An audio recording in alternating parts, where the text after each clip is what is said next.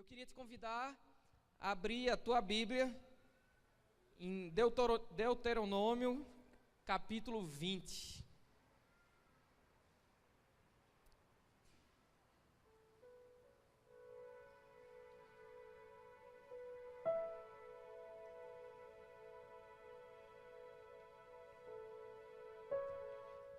Amém?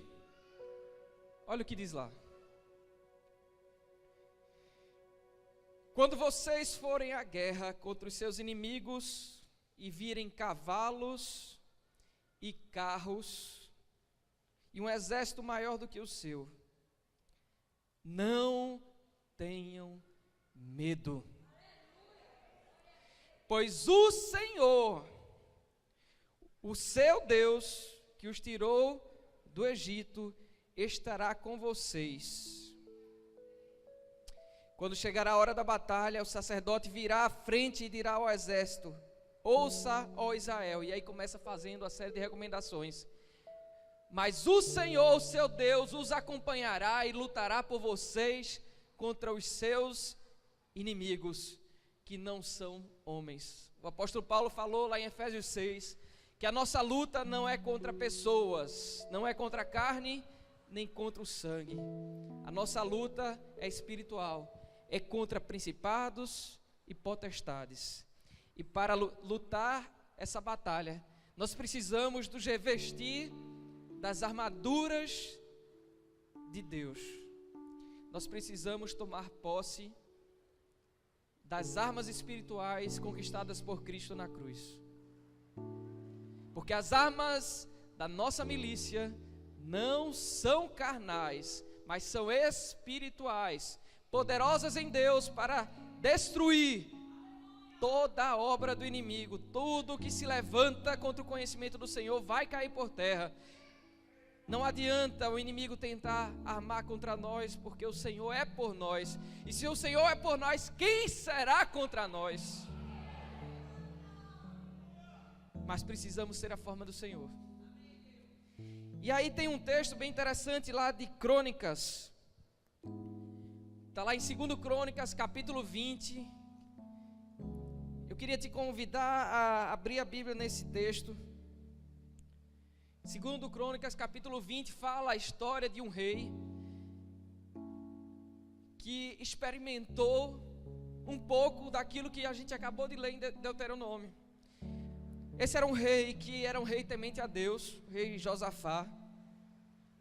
Ele estava lá no seu reino, que vivia um momento interessante de tranquilidade. E aí de repente chega alguém para trazer uma má notícia. E diz aí o texto: então informaram a Josafá: um exército enorme vem contra ti, de Edom, do outro lado do Mar Morto. Já está em Azon-Tamar, isto é, em Gede. E alarmado, e aí tem outras traduções que dizem com medo, Josafá decidiu consultar o Senhor e proclamou um jejum em todo o reino de Judá. E reuniu-se, pois, o povo vindo de todas as cidades de Judá para buscar a ajuda do Senhor. Numa outra tradução diz que quando ele viu aquela situação, ele teve medo e se pôs a buscar o Senhor. E apregou um jejum em todo Judá. E todo o povo se uniu com ele nessa luta. Mas não uma luta de desespero, uma luta para buscar a presença daquele que tudo pode. E aí eu queria que você refletisse hoje, diante das ameaças que você tem recebido, diante das más notícias que você tem ouvido, que você tem visto, qual tem sido a sua postura? Porque tem gente que escuta a má notícia e se atira de um prédio, tem gente que escuta a má notícia e se desespera, tem gente que escuta a má notícia e fica trancado no quarto, deitado, sem querer sair para trabalhar. Mas tem gente que escuta a má notícia e se coloca diante de Deus para buscar aquele que tudo pode, para buscar aquele que diante da má notícia, não existe nenhum tipo de impossível para Ele. Nossa postura precisa mudar. Porque as más notícias vêm para tentar nos intimidar. As más notícias chegam para tentar nos entristecer, para tentar nos paralisar. Mas você não pode se entristecer, você não pode ficar paralisado. Você tem que se voltar para o Senhor e buscar Ele. Porque para Deus não existe impossível. Não existe impossível. Perceba que esse exército que estava vindo, diz que eram 2 povos que se juntaram. Filhos de Moabe e filhos de Amon. Amonitas, Moabitas. Era um exército muito maior do que o exército de Josafá. E aí ele ficou com medo, ele ficou alarmado. Mas ao invés de se desesperar, ele se colocou na posição de buscar o Senhor. E aí todos os homens de Judá, com suas mulheres e seus filhos, preste atenção aí nos versículos 13 a 15, até os de colo, estavam ali de pé, diante do Senhor. Então, eles estavam lá orando, eles estavam adorando a Deus. No meio da adoração, no meio da oração, o Espírito do Senhor veio sobre Jaziel, filho de Zacarias, neto de Benaia, bisneto de Jeiel e trineto de Matanias, levita e descendente de Asaf, no meio da assembleia. E ele disse: o Senhor falou. Escutem todos os que vivem em Judá e em Jerusalém, e o rei Josafá, assim lhes diz o Senhor.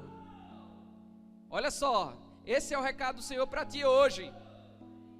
Não tenham medo, nem fiquem desanimados por causa desse exército enorme, pois a batalha não é de vocês, mas de Deus. Não tenham medo das más notícias, não fiquem escandalizados com a má notícia, porque essa batalha é do Senhor, e Ele pelejará por você.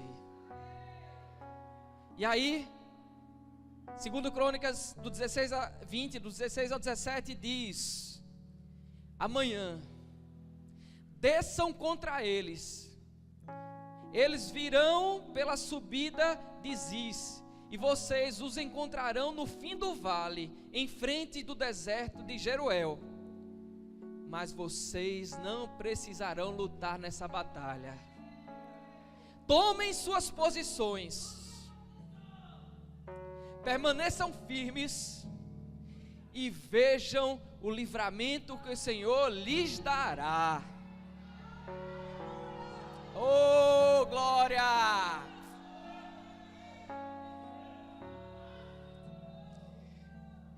Você tem que se dispor para lutar, mas quando chegar na hora é o Senhor que vai lutar por você.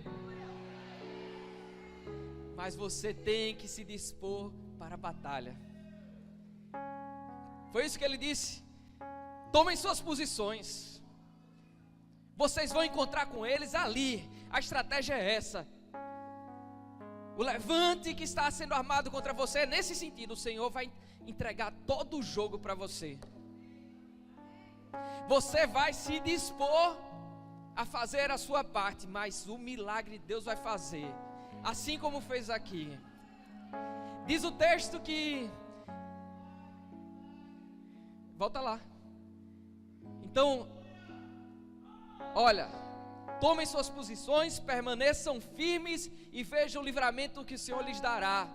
Ó Judá, ó Jerusalém, não tenham medo, nem desanimem, saiam para enfrentá-los amanhã, e o Senhor estará com vocês.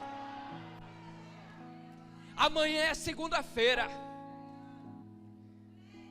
Tem uma série de exércitos que estão aí blefando e tentando intimidar você. Mas você vai acordar cedo. Você vai adorar o Senhor, você vai orar a Ele, você vai ler a palavra e você vai sair de um jeito diferente. Porque o Senhor é que peleja por você. A Ele a honra, a glória.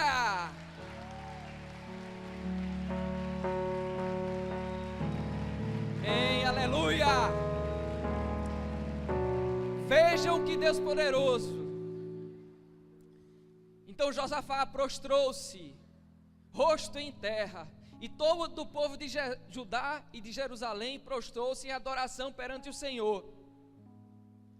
Então os levitas, descendentes dos coatitas e dos coreitas, levantaram-se e louvaram o Senhor, o Deus de Israel, em alta voz.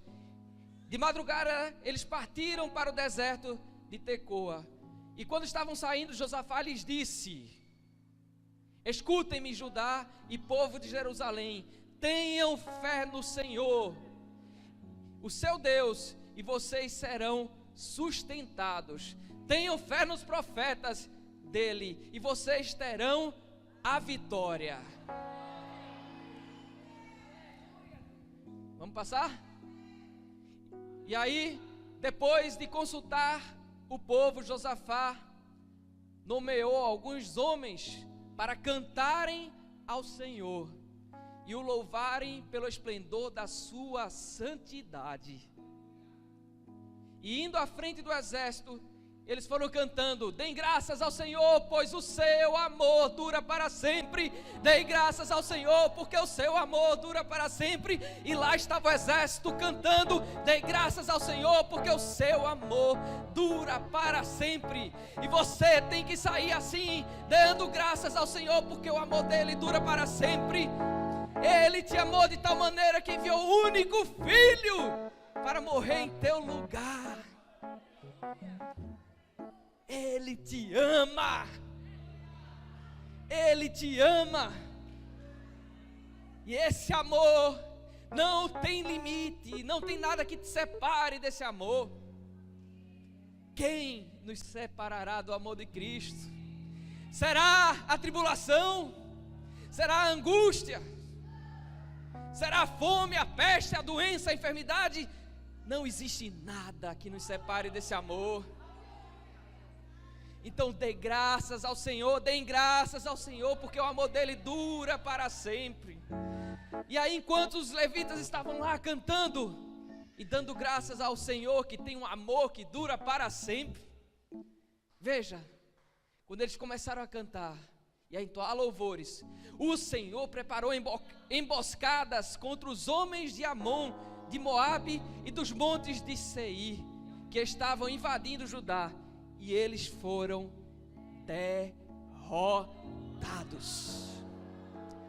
Quando nós adoramos o Senhor, quando nós, mesmo sem ver, manifestamos o nosso agradecimento, a mão do Senhor se move. A mão do Senhor se move e a vitória vem.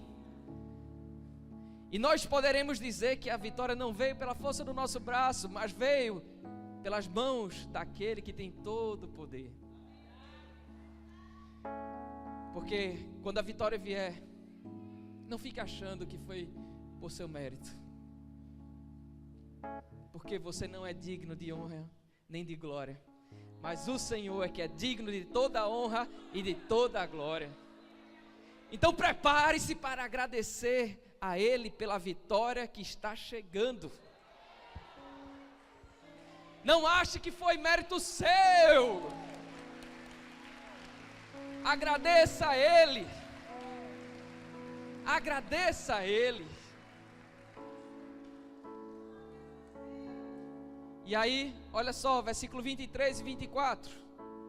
Os amonitas e os moabitas atacaram os dos montes de Seir para destruí-los e aniquilá-los. E depois de massacrarem os homens de Seir, destruíram-se uns aos outros.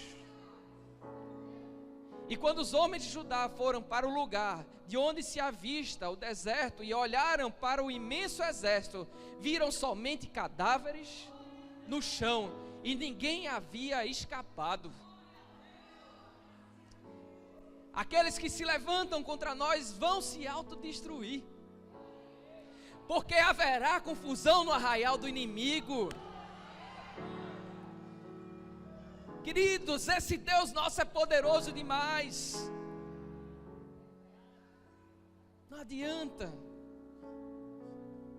Mas você precisa entender que você não terá que pelejar, é Ele que vai pelejar por você. Seja dependente dEle. Não queira tomar nas suas mãos, não queira fazer na força do seu braço, não queira fazer do seu jeito. Seja dependente. Eu creio que Ele está dizendo para muitos aqui hoje: só adore, meu filho. Só adore, minha filha. Comece só a agradecer, porque eu vou me mover. Você não vai precisar falar nada. Ele gera arrependimento, Ele inclina o coração do homem para onde Ele quer. Porque a gente acha que é pela nossa eloquência, pela nossa capacidade de repente de convencer. É o Senhor que faz. É o Senhor quem faz. É Ele que faz. Você precisa se apropriar disso. Vamos passar? Sendo que tem uma coisa, e eu acho que esse é um dos principais alertas para nós nessa noite. Esse texto de 1 Reis, capítulo 18, conta a história de um episódio que passou na vida de Elias, profeta Elias. Diz aí que quando viu Elias, Elias foi encontrar com Acabe, um rei. O país estava enfrentando uma seca violentíssima. Talvez você se identifique com o momento que o nosso país está vivendo agora. Imagine uma nação que dependia bastante da agricultura, mas não chovia. Os animais estavam morrendo, as pessoas estavam passando fome, mas tudo o que estava acontecendo era decorrente da desobediência do povo, que começou a enveredar pelo paganismo, começou a cultuar imagens de escultura, começou a praticar feitiçaria, uma série de coisas erradas, e tudo partia do comando da nação. O rei, a sua esposa, estavam completamente perdidos, completamente no descaminho mesmo.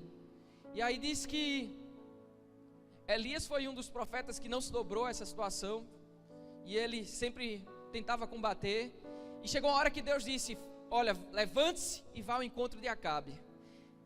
Acabe era o rei da época, já tinha matado vários profetas, e aí quando ele se levantou para ir, encontra com um servo lá de Acabe, que era temente a Deus, e ele chega e diz: vai avisar Acabe que eu estou aqui. Esse servo de Acabe ficou morrendo de medo e disse: rapaz, se eu for falar que você está aqui e você não estiver, eu vou ser morto. Vai que o Espírito de Deus te leva para algum lugar, desaparece daqui e que vai sobrar para mim. O cara ficou morrendo de medo. E aí Elias disse: não, vá, fale a ele, porque eu vou lá ao encontro dele. E quando foi ao encontro dele, está aí o texto, foi o que aconteceu. Quando viu Elias, Acabe disse a ele: é você mesmo, perturbador de Israel? É você mesmo que está causando tumulto aqui? E aí diz que Elias falou: não tenho perturbado Israel. Elias respondeu: mas você e a sua família, a família do seu pai, é que tem feito isso. Vocês abandonaram os mandamentos do Senhor e seguiram os Balaíns. Então ele confrontou a estrutura de feitiçaria e de idolatria que estava ali naquele governo, e propôs um desafio. E o desafio está lá no versículo 24. Ele falou: olha, faça o seguinte, chame os profetas que vocês estão aí dando crédito, que eram os profetas conhecidos como profetas de Baal. Chamem eles, e vocês vão invocar o nome do seu Deus, e eu invocarei o nome do Senhor, e o Deus que responder por meio do fogo, esse é o Deus verdadeiro. Então todo o povo disse: o que você disse é bom. O povo queria ver o sobrenatural. A história todos aqui já devem ter visto. Eles foram lá para o Monte Carmelo, chegaram lá, os profetas de Baal começaram a clamar aos outros deuses, que eram deuses falsos, e nada acontecia.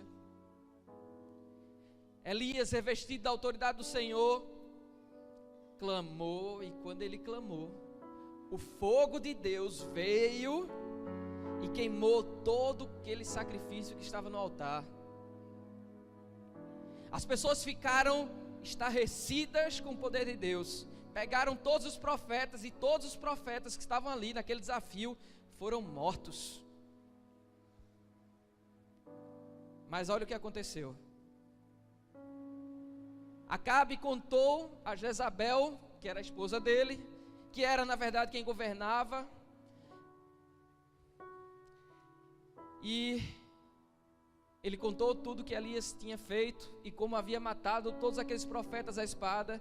E por isso Jezabel mandou um mensageiro a Elias para dizer-lhe que os deuses me castiguem com todo rigor, caso amanhã, nessa hora, eu não faça com a sua vida o que você fez com a deles.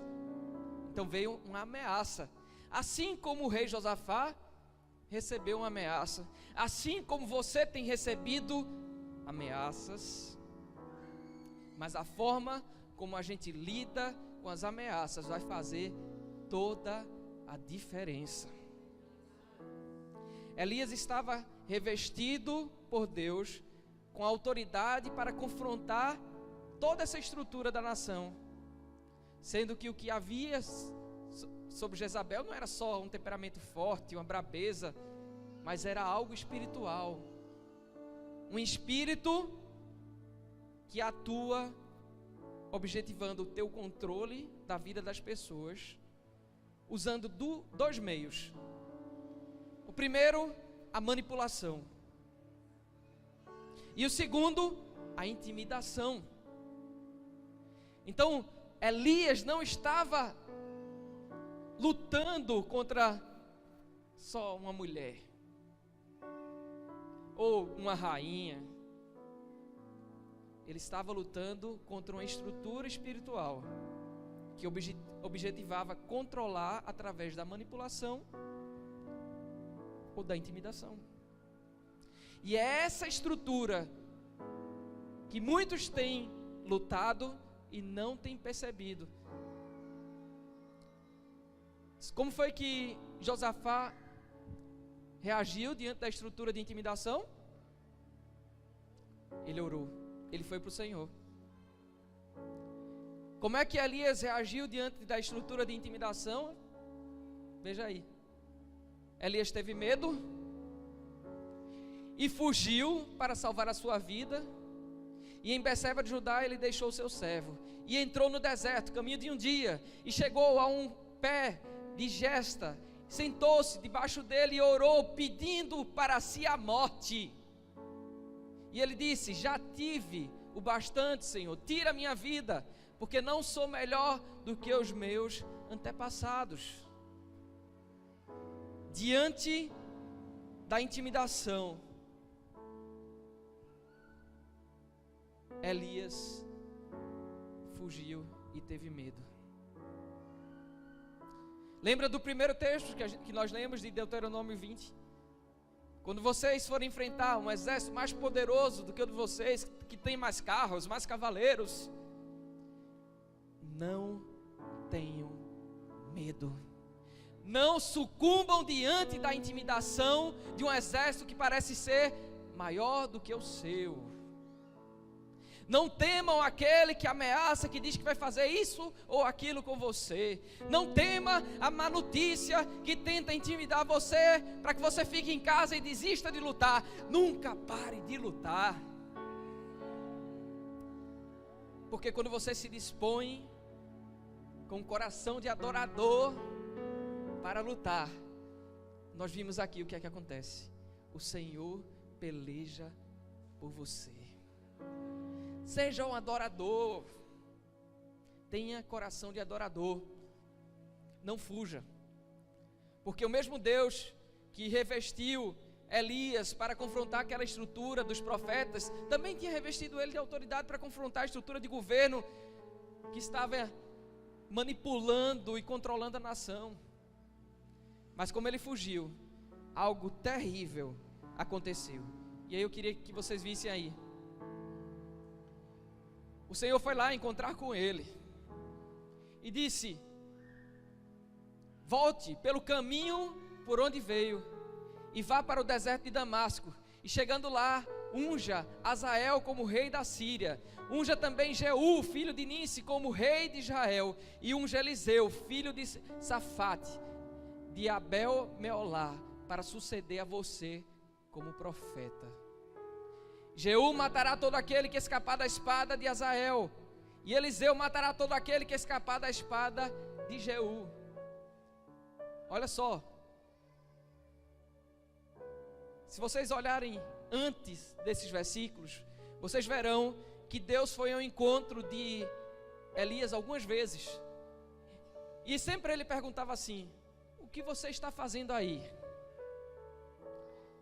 E era interessante o discurso de Elias, porque ele dizia assim: mataram todos os teus profetas, só eu fiquei, agora estão querendo tirar a minha vida, tira a minha vida também, eu não aguento mais, eu já estou cheio disso. Ele só ficava olhando para si. Esse é o tipo de comportamento, é o tipo de sintoma de todo aquele que foi ferido pelo espírito de intimidação, de manipulação e de controle. Começa só a olhar para si. Coitadinho de mim, eu sempre busquei obedecer a Deus, e agora estou passando por isso. Meu irmão, para de reclamar, começa a adorar. Para de reclamar, começa a adorar. A solução não está quando você reclama, a solução está quando você adora. Porque quando você murmura, você não está adorando a Deus. Talvez alguns se assustem com o que eu vou dizer. Quando você está murmurando, você está adorando ao Satanás. Mas quando você deixa de murmurar e começa a adorar, você muda a postura. Quando você adora a Deus, quando você manifesta o seu agradecimento, você está adorando ao Senhor e o milagre acontece. Mas quando você murmura, você está adorando ao adversário do Senhor. Não adore a pessoa errada. A gratidão, o louvor, você adora a Deus. A murmuração, você não adora a Deus. A quem você tem adorado?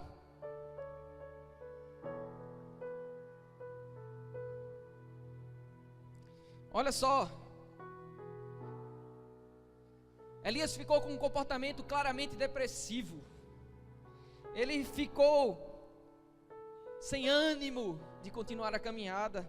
Diz o texto que ele se alimentou e dormiu, ficou lá. Imagine só, ele estava no deserto, lugar friozinho. Ele estava num lugar quente, desconfortável, com sol escaldante, e ele estava lá, completamente neutralizado, com vontade de desistir, olhando só para si, um sentimento paralisante de incapacidade. O lado profético dele foi completamente neutralizado. E sabe por que isso aconteceu? Porque ele se deixou intimidar. Porque ele sucumbiu diante da ameaça feita por Jezabel, que na verdade havia uma estrutura espiritual por trás dela, que queria neutralizar a ação profética de Elias. E o alerta para a igreja é que essa estrutura, que continua atuando até hoje, tem conseguido neutralizar muitas pessoas.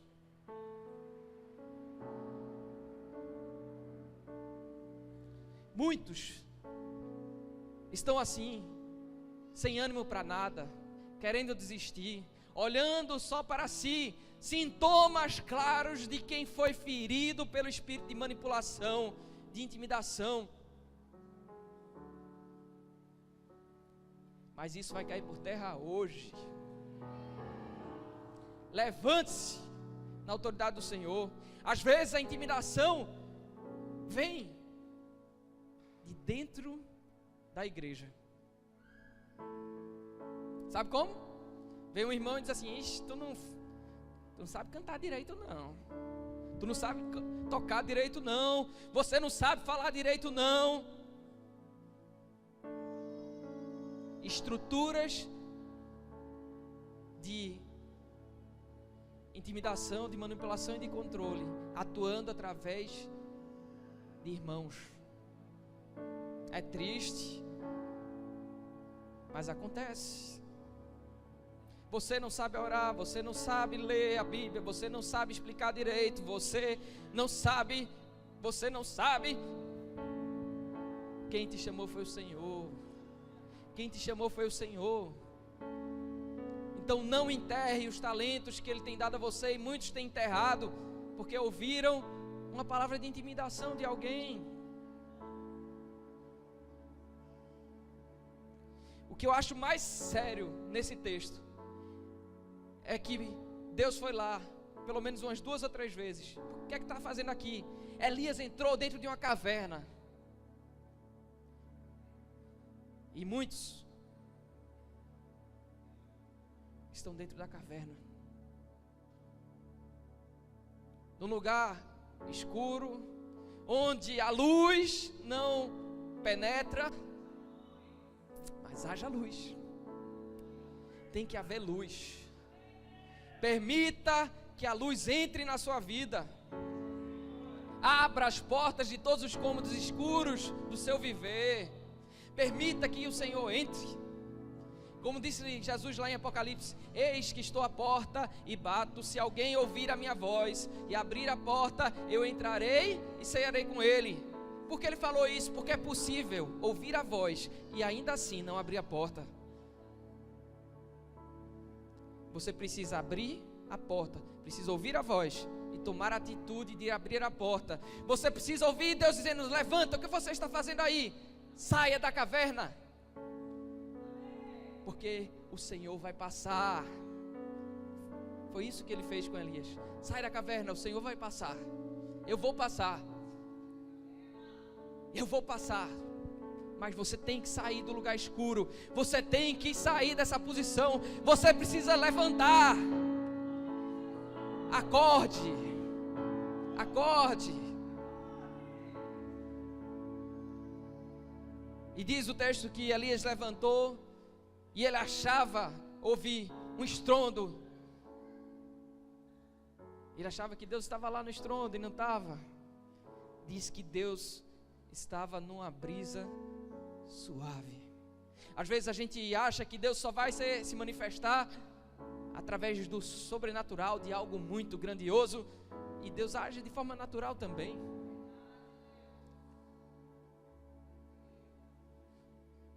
Mas como Elias, que deveria ter voltado para o lugar que ele tinha fugido, quando Deus foi lá e perguntou para ele: o que é que você está fazendo aqui? Como ele não fez isso,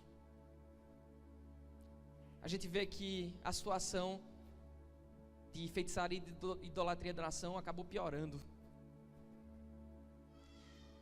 E Elias foi destituído da posição de autoridade. Está vendo aí o que diz?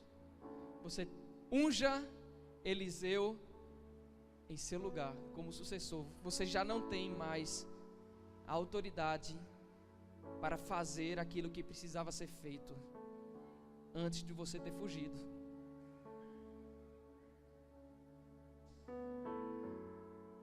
E você vai permitir que o espírito de manipulação, de intimidação e de controle tome posse da autoridade que o Senhor te deu? Você vai permitir que essa estrutura paralise você, neutralize seus dons, faça um saque nos seus talentos. É isso? Saia da caverna e se disponha no Senhor para voltar e enfrentar as situações que você tem fugido. Não fuja. Tem gente que vive ciclos. Cote fala de ciclos de reprovação. É como se, sabe aquela história de, meu Deus, eu já vi esse filme. De novo, não. Você pode ter visto o filme, mas você não enfrentou com o Senhor a cena, né? Você não enfrentou a situação com Ele. E você está tendo a chance de, dessa vez, lutar essa batalha junto com o Senhor. Então pare de fugir. Veja o que diz aqui. Tem um outro texto que eu separei para vocês, que está lá em Neemias. Vocês vão ver mais uma vez essa mesma estrutura que atuou através de Jezabel para neutralizar Elias, atuando aqui. Neemias foi um homem que sentiu desejo de reconstruir as muralhas de Jerusalém que estavam em ruínas.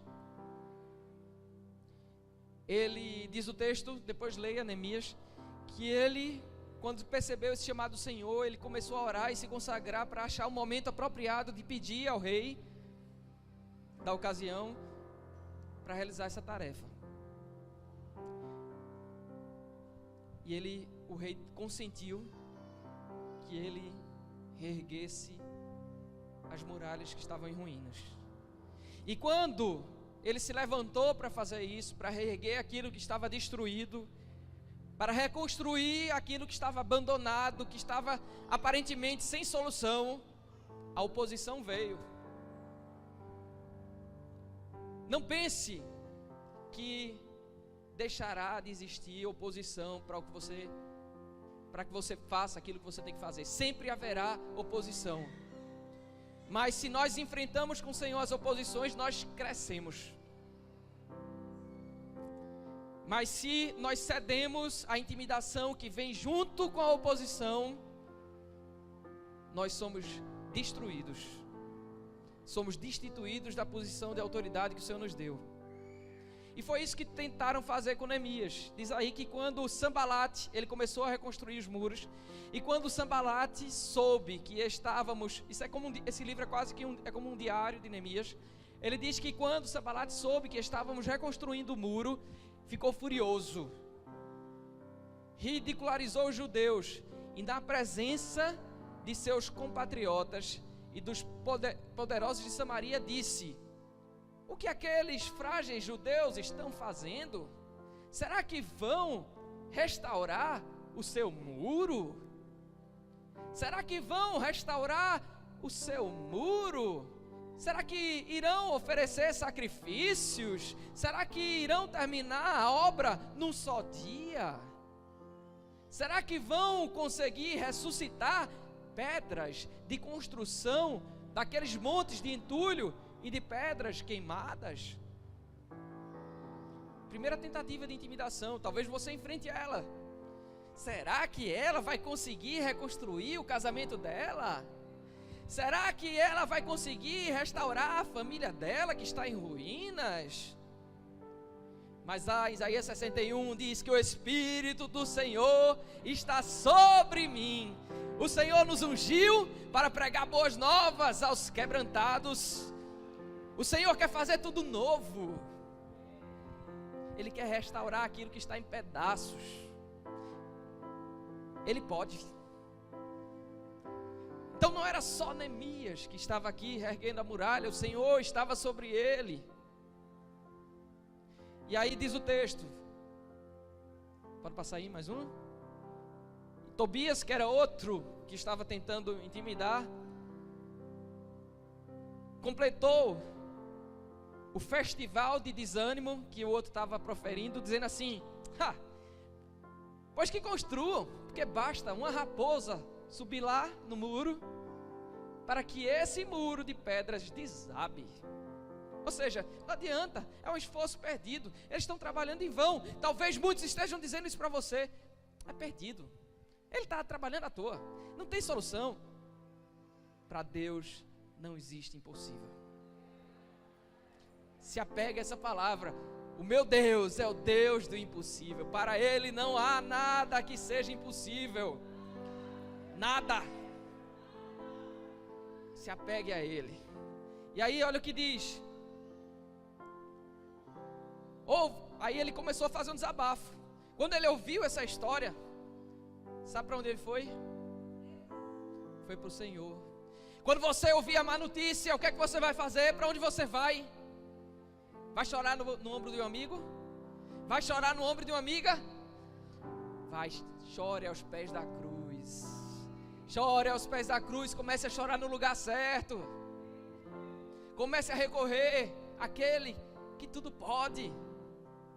Porque sabe qual é o comportamento natural da gente? Quando vem a situação difícil, a gente procura logo um ser humano. Lembra de Josafá? Quando veio a ameaça, o que foi que ele fez? Ele se colocou diante de Deus, ele começou a orar. Quando vier a situação difícil, essa que você tem enfrentado, comece a orar. E aí vê o que ele disse: ouve-nos, ó Deus, pois já estamos sendo desprezados. Faze cair sobre eles a zombaria, e sejam eles levados prisioneiros como despojo para outra terra. Não perdoes os seus pecados, nem apagues as suas maldades, pois provocaram a tua ira diante dos construtores. Aquelas palavras não visavam só atingir Neemias, visavam gerar o desânimo em todas as pessoas que estavam trabalhando na obra. E tem gente que é assim, que não se contenta em atingir uma pessoa, quer deixar o rastro de destruição por onde passa. Mas Jesus disse que pelos nossos inimigos nós temos que orar. Comece a orar pela redenção dos seus adversários, aquelas pessoas que se levantam contra você, que Paulo na verdade disse que você não tem que brigar com elas, mas a sua luta é espiritual. Aí diz aí no versículo 6 ao 9, que nesse meio tempo, fomos reconstruindo o muro, até que em toda a sua extensão chegamos à metade da sua altura, pois o povo estava totalmente dedicado no trabalho. E quando porém Sambalate e Tobias, os árabes, os amonitas e os homens, não estou conseguindo ler, de Asdod, souberam que os reparos nos muros de Jerusalém tinham avançado, olha o que aconteceu, e que as brechas estavam sendo fechadas, ficaram furiosos. Olha, se você está restaurando sua vida, se você está buscando reerguer as muralhas que estavam em ruínas, fechando as brechas que estavam abertas, não pense que no mundo espiritual haverá felicidade das trevas. Eles vão ficar furiosos, mas o Senhor é por ti. Jesus já venceu. Aqui nesse tempo, Jesus não tinha vindo ainda, mas no nosso tempo, Jesus já veio, já venceu a morte, e tem nas mãos toda a autoridade, todo o poder. Então todos juntos planejaram atacar Jerusalém e causar confusão. Veja o que ele fez: mas nós oramos ao nosso Deus e colocamos guardas de dia e de noite para proteger-nos deles. Então olha só, eles oraram ao Senhor, e a parte que eles podiam fazer, eles fizeram. Tem gente que diz que não, eu vou orar. É feita a pessoa que está em casa e diz: Senhor, toma conta da minha casa, e aí deixa a porta aberta e vai dormir. Querido, Deus vai te guardar. A Bíblia diz que se o Senhor não guardar a cidade, em vão vigia o sentinela. Mas tem que ter sentinela. Tem que ter vigilância. Você precisa fazer o seu pedaço. E aqui eles fizeram. E enquanto isso, o povo de Judá começou a dizer: os trabalhadores já não têm mais forças e ainda há muito entulho. Por nós mesmos não conseguiremos reconstruir o muro. E os nossos inimigos diziam: antes que descubram qualquer coisa ou nos vejam, estaremos bem ali no meio deles e vamos matá-los e acabar com o trabalho deles. Olha só, perceba que a intimidação conseguiu atingir alguns. Está vendo aí? Volta lá. Era o que estava. Os trabalhadores, o povo de Judá começou a dizer: a gente não tem condições de fazer, a gente não tem força, a obra é grande demais. O desânimo começou a bater. As palavras de intimidação conseguiram tocar em algumas pessoas.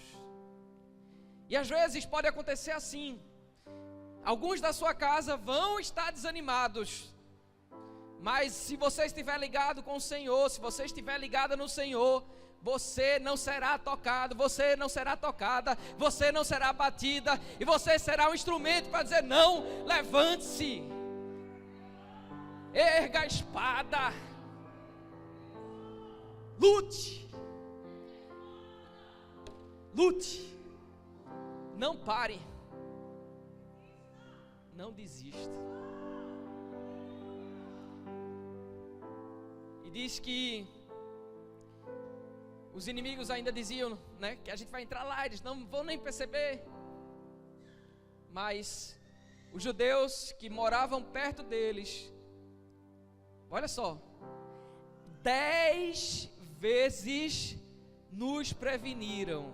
Olha, não foi uma só não, foram 10 vezes, dizendo assim: para onde quer que vocês se virarem, saibam que seremos atacados de todos os lados. Ou seja, aqueles que foram tocados pelo desânimo começaram a dizer: não adianta, por onde a gente se virar tem inimigo, não existe nada que possa ser feito, eles estão por todos os lados. Mas repetiram isso: não adianta, estamos cercados. 10 vezes. Neemias tinha tudo para desmoronar, tinha tudo para sucumbir diante da estrutura pesadíssima de intimidação, de manipulação e de controle que estava atuando ali. Mas Neemias não sucumbiu, sabe por quê? Porque ele estava na presença do Senhor. E você não vai sucumbir se você estiver na presença do Senhor. Você não vai desmoronar se você estiver na presença do Senhor. Se você permitir que a luz venha, você não vai ser tocado, você não será tocada, porque o fogo santo do Senhor está sobre ti. Oh! A muralha de fogo está te cercando. Aleluia, o fogo santo está sobre você. Permita que o fogo santo te encha. Permita que o fogo santo faça você transbordar. Queime na presença do Senhor. Permita que Ele te acenda hoje. Saia daqui com uma tocha acesa.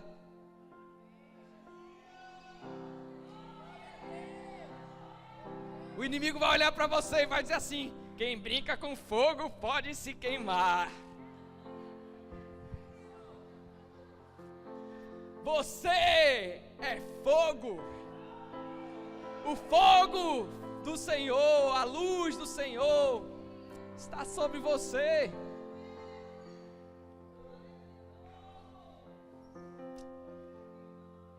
E aí diz que Neemias, olha o que ele fez.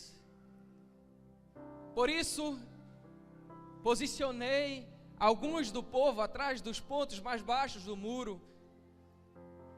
Nos lugares abertos, dividimos por famílias, armados de espadas, lanças e arcos.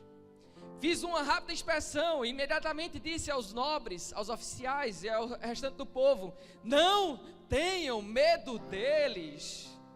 Lembrem-se de que o Senhor é grande e temível, e lutem por seus irmãos, por seus filhos e por suas filhas, por suas mulheres e por suas casas. Querido, erga a espada, segura a espada do Senhor. Erga a espada do Senhor.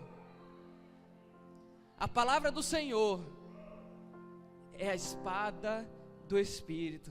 Essa espada você tem que levantar. Erga a espada. Erga a espada, querido.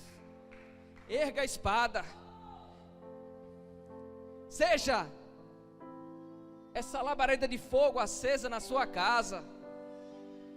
Quando vier o desânimo, erga a sua voz e diga, como disse Neemias: não tenham medo deles.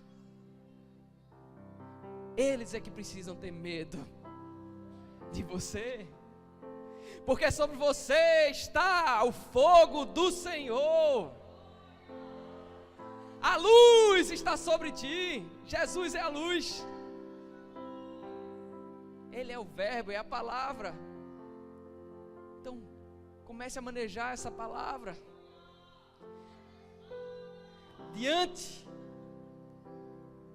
das lutas que tentam abater você, comece a declarar a palavra sobre elas.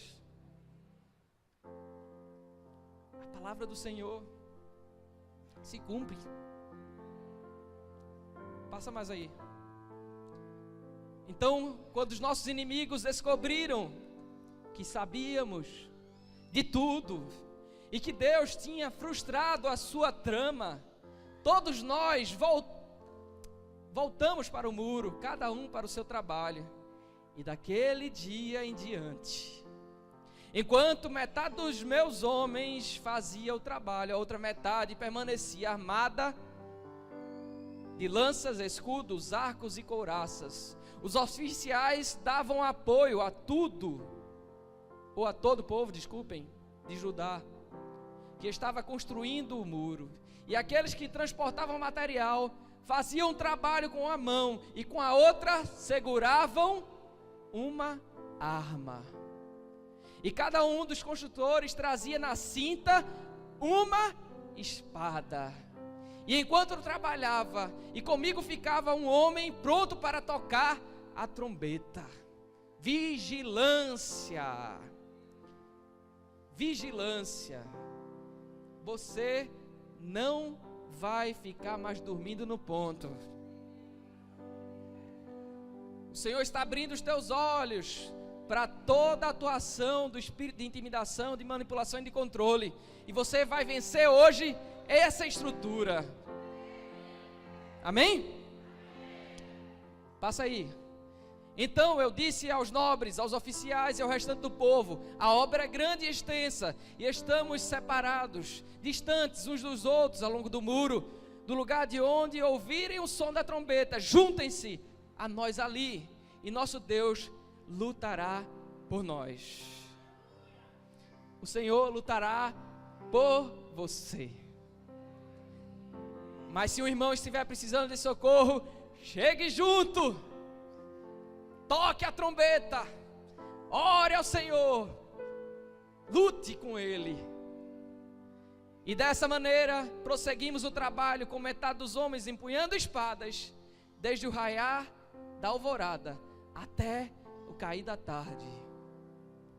E naquela ocasião eu também disse ao povo: cada um de vocês e o seu ajudante devem ficar à noite em Jerusalém, para que possam servir de guarda à noite e trabalhar durante o dia. Percebam que não foi algo fácil. Não existe nada fácil. Jesus falou, não nos prometeu um mundo de rede, sombra, água fresca. Não. Jesus disse: no mundo tereis aflições, mas tende bom ânimo, eu venci o mundo. Então, se dispõe a lutar. Quando você ficar na posição, o Senhor lutará por você.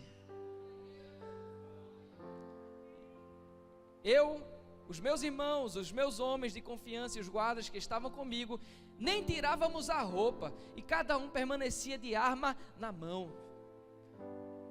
Permaneça com a arma na mão.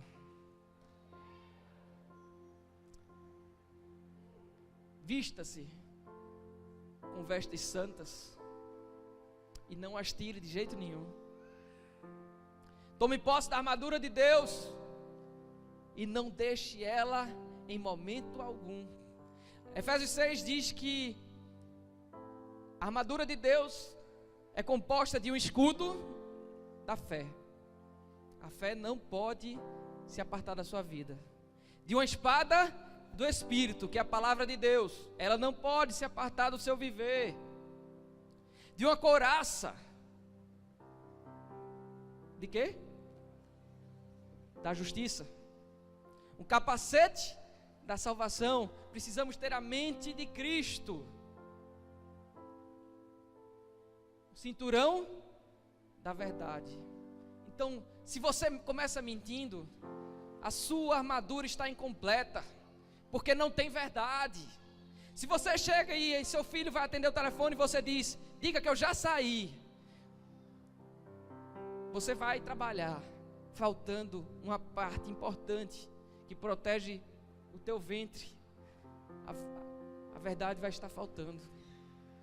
E quantos não estão praticando a mentira? Ou mentirinhas que aparentemente não tem nada demais, mas estão saindo para a batalha com peças da armadura faltando. Neemias não tirava roupa, ele não tirava a proteção que cobria o corpo dele. Você não pode ficar com nenhuma peça da sua armadura faltando.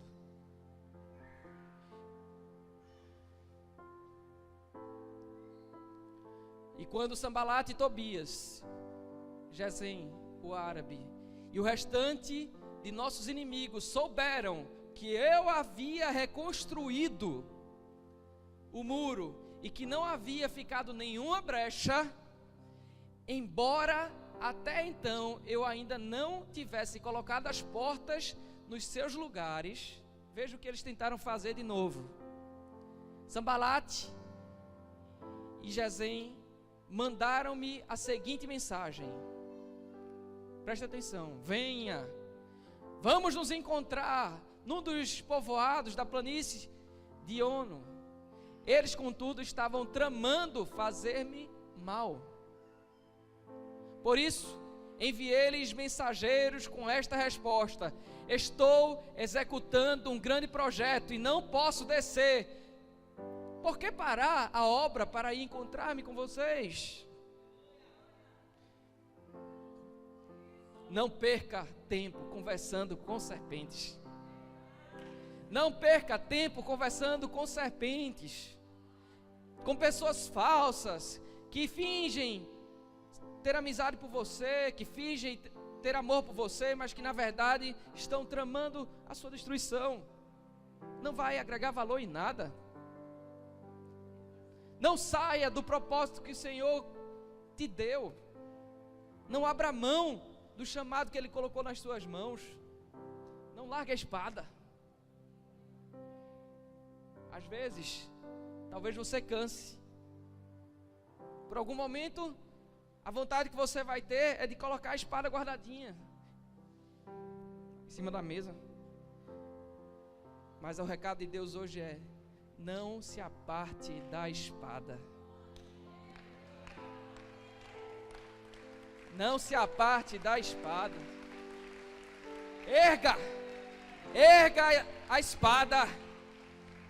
Que a sua vida seja completamente dirigida pela palavra do Senhor, a espada do Espírito, a palavra de Deus.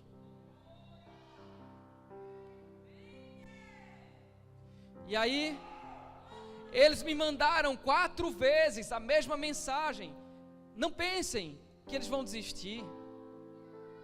Eles vão tentar manipular você, porque se você ceder à manipulação, se você ceder à intimidação, porque perceba, o primeiro discurso aqui é: vamos conversar, acaba com essa história, vamos conversar. E aí sempre ele dava a mesma resposta: não, eu não posso perder tempo com conversas que não vão agregar valor em nada. E aí, como sempre ele respondia a mesma coisa, eles fizeram isso por 4 vezes. Agora veja o que eles fizeram na 5ª vez. Sanbalate mandou-me um dos seus homens de confiança com a mesma mensagem, mas ele tinha na mão uma carta aberta. E olha o que dizia, em que estava escrito: dizem entre as nações, e Gesem diz que é verdade, que você e os judeus estão tramando uma revolta, e que por isso estão reconstruindo o muro. Além do mais, conforme dizem, você está na iminência de se tornar o rei deles. Passa aí. E até nomeou profetas para fazerem em Jerusalém a seguinte proclamação a seu respeito: há um rei em Judá. Ora, essa informação será levada ao rei, e por isso, vamos conversar? A conversa era o seguinte: você veio aí, está fazendo essa obra, sendo que você está tramando, estão dizendo aí que você está tramando ser o rei desse lugar. Como não podia ter mais de um rei, se essa história chegasse no ouvido do rei, o que é que o rei ia fazer? Ia pegar a espada, ia matar Neemias. Sendo que, o que é que está por trás disso? Intimidação. Neemias, como estava revestido pelo Senhor, não caiu. E aí diz que lhe mandei esta resposta: nada disso que você diz está acontecendo, é pura invenção da sua cabeça. Estavam todos tentando intimidar-nos, pensando: eles serão enfraquecidos e não concluirão a obra. Eu, porém, orei: agora fortalece, Senhor, as minhas mãos. Começa a orar assim: Senhor, fortalece as minhas mãos. Fortalece, Senhor, as minhas mãos para que eu possa continuar. Senhor, fortalece a minha mão para que eu consiga continuar segurando a espada firmemente. Senhor, fortalece as minhas mãos para que eu não desista de ser luz. Senhor, fortalece as minhas mãos para que eu continue seguindo o teu caminho, cumprindo o teu propósito, atendendo o teu chamado. Senhor, fortalece as minhas mãos. Que esse seja o seu clamor hoje, querido. Cadê? Eu me perdi. Volta lá. Ok, pode passar agora. Então um dia eu fui à casa de Semaias, filho de Delaias, neto de Metabel, que estava trancado porta adentro. E ele disse: vamos encontrar-nos na casa de Deus, no templo, a portas fechadas, pois estão querendo matá-lo. Eles virão esta noite. Olha só, um profeta, dessa vez uma pessoa que aparentemente era espiritual, estava vindo intimidar Neemias, estava vindo tentar neutralizar a obra que o Senhor tinha colocado nas mãos de Neemias. Esteja atento às pessoas que parecem ser espirituais, mas que os frutos não condizem com as palavras. Esteja atento àquelas pessoas que vêm com a historinha: não, preciso falar com você, e vem trazer conversa que não é de Deus. E aí diz: todavia eu lhe respondi: acha que um homem como eu deveria fugir? Alguém como eu deveria entrar no templo para salvar a vida? Não, eu não irei. Percebi que Deus não o tinha enviado, e que ele tinha profetizado contra mim, porque Tobias e Sambalate o tinham contratado. Então olha só que coisa. Discernimento, precisamos ter discernimento.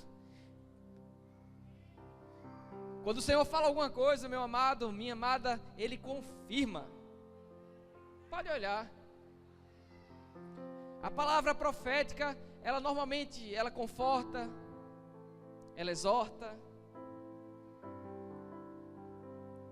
É para que você faça conserto, é para te dar esperança. Mas uma palavra profética que vem para matar, para te neutralizar, não é de Deus. Então esteja atento, esteja atenta. Tem gente que anda quilômetros atrás de um profeta, esperam ver a Deus através de um profeta, mas esquecem que Jesus disse que os puros de coração é que verão a Deus. Os puros de coração é que verão a Deus.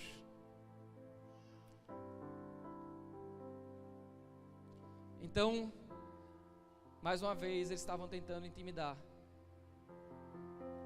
Ele tinha sido pago, disse Neemias, para me intimidar, a fim de que eu cometesse um pecado, agindo assim. E então eles poderiam difamar-me e desacreditar-me. Lembra-te, mais uma vez, ele estava desabafando com o Senhor.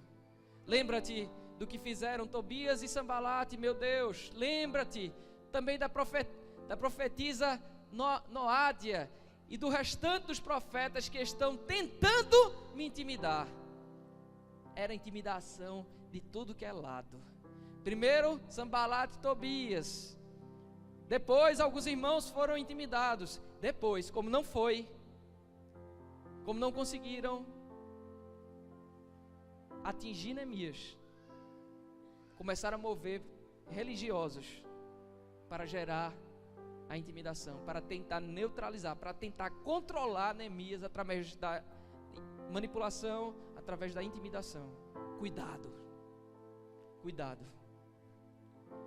E aí, diz que o muro ficou pronto no dia 25 de Elu, em 52 dias. E sabe o que é tremendo? Esse mês é o mês de Elu. O mês de Elu é um mês que acontece entre agosto e setembro. Nós estamos no dia por volta, eu até abri hoje, vou botar aqui só para poder ler a Bíblia, já eu pego. Não, peraí, tem que ficar perto. Hã? Pois é, tem que estar aqui. A espada não pode ficar longe. Hoje eu abri, quando eu vi esse daqui, meu Deus, que coisa tremenda. Eu acho que a gente está nesse tempo. E aí, eu abri a Bíblia. Peraí, deu um probleminha aqui. Eu fui no navegador e tinha lá um site que eu perguntei, qual é o mês de Elu no Google? Aí veio um site que dizia o seguinte, que... Deixa eu ver se eu acho aqui.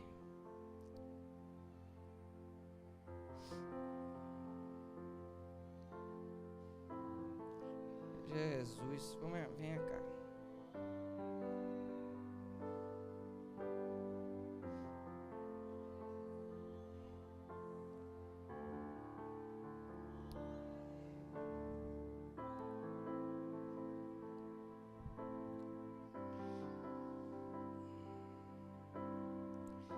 Eu acho que, depois você olha em casa, mas eu acho que quando ele converte, você diz que dá até hoje. Aí o aplicativozinho do site faz uma conversão. E diz que nós estamos no dia 14 de Elul. Então, querido, eu creio que não é à toa. Já peguei a espada. Eu creio que não é à toa. Foi nesse período que Neemias concluiu a reconstrução do muro. E eu creio que hoje você está assim como ele. Sabe por que ele conseguiu concluir esse muro? Não é porque ele era o cara. Não era porque ele tinha pessoas maravilhosas fazendo parte da equipe dele. Ele conseguiu vencer isso. Ele conseguiu reconstruir os muros. Porque o Senhor estava sobre ele. E porque na força do Senhor ele conseguiu vencer a estrutura de intimidação, de manipulação e de controle que tentou paralisar ele. Espiritualmente você vai vencer aquilo que tem derrotado você, a partir do momento que você começar a confrontar essas estruturas de intimidação, de manipulação e de controle que tem tentado atingir você, que tem tentado neutralizar você. Se você fizer isso, você conseguirá reerguer as ruínas da sua vida. Amém? Então, quando todos os nossos inimigos souberam disso, todas as nações vizinhas ficaram atemorizadas e abateu-se o seu orgulho, pois perceberam que essa obra havia sido executada com a ajuda do nosso Deus. E também naqueles dias os nobres de Judá estavam enviando muitas cartas a Tobias, que lhes enviava suas respostas. Tem mais alguma coisa? Porque muitos de Judá estavam comprometidos com ele por juramento, visto que era genro de Secanias, filho de Ara. E seu filho Joanã havia se casado com a filha de Mesulão, neto de Berequias. Até ousavam elogiá-lo na minha presença e iam contar-lhe o que eu dizia. E Tobias continuou a enviar-me cartas para me intimidar. A intimidação não cessou nem mesmo depois que a obra foi concluída. Não pense que quando o Senhor te der as vitórias dessa semana, que as intimidações cessarão. Sempre a intimidação tentará vir, porque se você for ou permitir ser intimidado ou manipulado, você será neutralizado, você será neutralizada, será destituído ou destituída da sua posição de autoridade. Por isso vigie, levante a espada e vença a intimidação. Amém? Aleluia. Queria chamar o louvor e eu queria orar por você nessa noite. Só para concluir, tem mais um texto, não tem?